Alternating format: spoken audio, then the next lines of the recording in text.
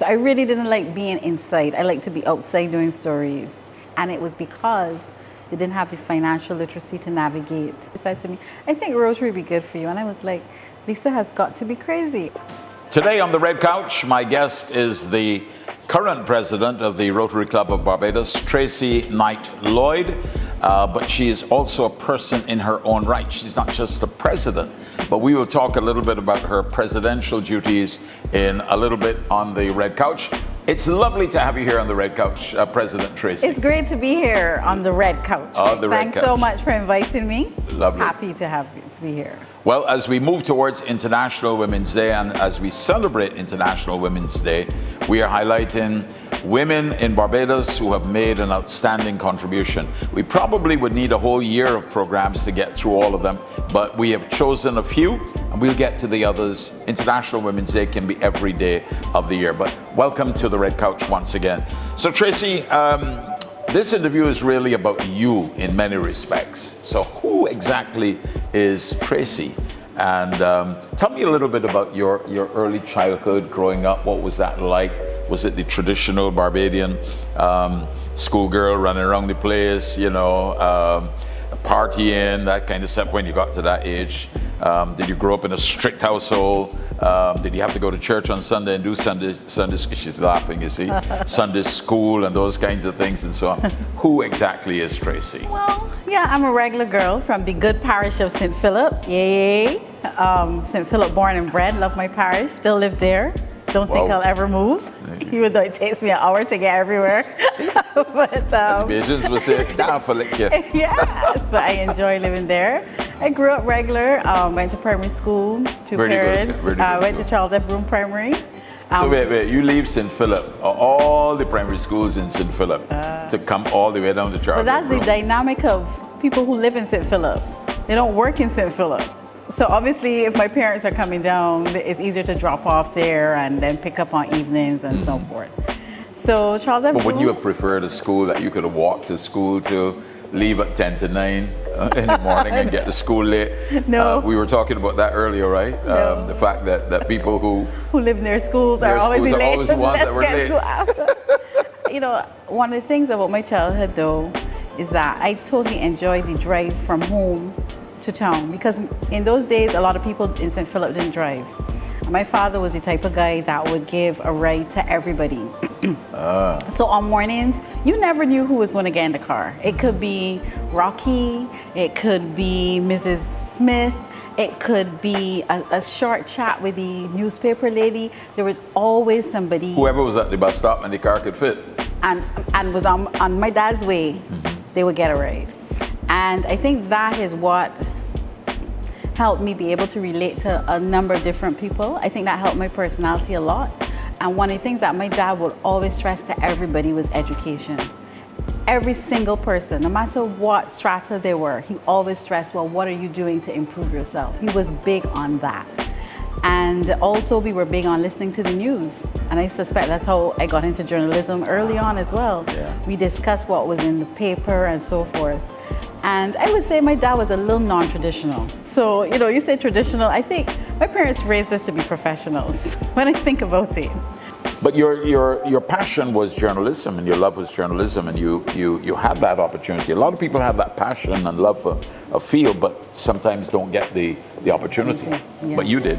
Yeah, actually, to be quite honest, when I came home, I wanted to work at your radio station. What happened? Your former radio station. I got a call from CBC first, and I went there. But I really wanted. No, it wasn't a lure. It was like employment opportunity at the time. Okay. And I went there, and I stayed for about 3 years. I like journalism. What I liked about journalism, sharing the storytelling. I love storytelling. I liked meeting different people every day. So I really didn't like being inside. I like to be outside doing stories. So that was a great experience. Working at CBC, from a leadership perspective, was one of the greatest experiences. So Tracy, let's talk a little bit about your life, your community work, and I suspect in many respects, raising your son and devoting that time. also perhaps awakened in you a sense of community and given back, if I'm correct in my analysis, which would have brought you to Rotary. Yeah, well, I think my sense of community came from my parents. I grew up seeing my parents being involved in activities at church, my dad at work. Where do you go to church? St. Philip's Parish Church. That's where I grew up. That's my home church, my mother says.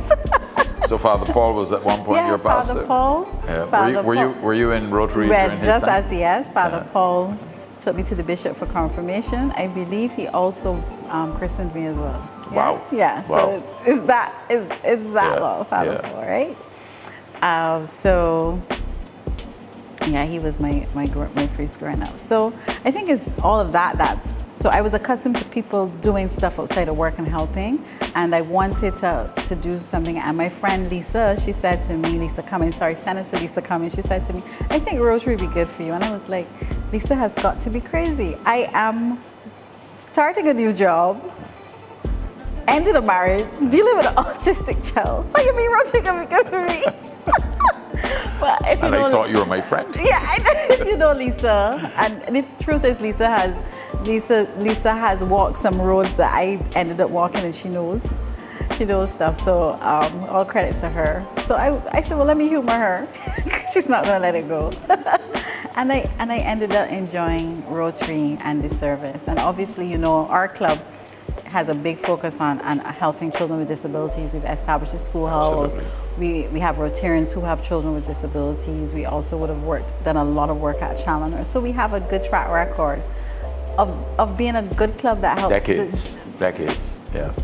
Yeah. 60 years of doing good stuff in the community. Tell me about I mean, I know personally what it is, but your focus in your year of being president. Since we are president for a year, it's not a thing where you're re-elected. Every Rotarian who's elected serves as president for a year. And you have a focus, you have projects and a focus. So. My focus this year is basically financial literacy for women. And it really, not because I work at Sagicor, it's more or less personal to me. During COVID, I saw a lot of female headed households, female business leaders really take a tumble. And as I looked at it, I realized, their financial literacy, if they had greater financial literacy, they may have been able to weather the COVID storm a bit better. That was my gut feeling. Then that was reinforced when I saw an IDB study that actually came out that said that women were actually more negatively impacted during COVID. And it was because they didn't have the financial literacy to navigate the COVID impact.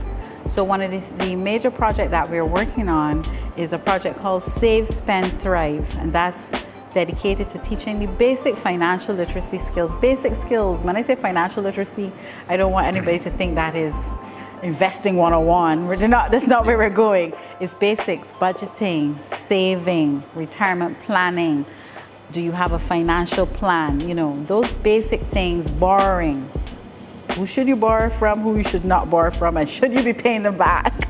So basic things like that, so that we can build a foundation of that awareness. And of course, women teach their kids, so hopefully we will have that going through the generations. Well, that's powerful, and I want to thank her for being my guest here today on the Red Couch. She is currently the president of the Rotary Club of Barbados and an executive with Sagicor. Loves media, loves music, loves life, and has risen to all of the challenges which we all can if we dig deep enough. Tracy, I want to thank you very much for being my very special guest on today's Red Couch. Thank you. It was great to be here.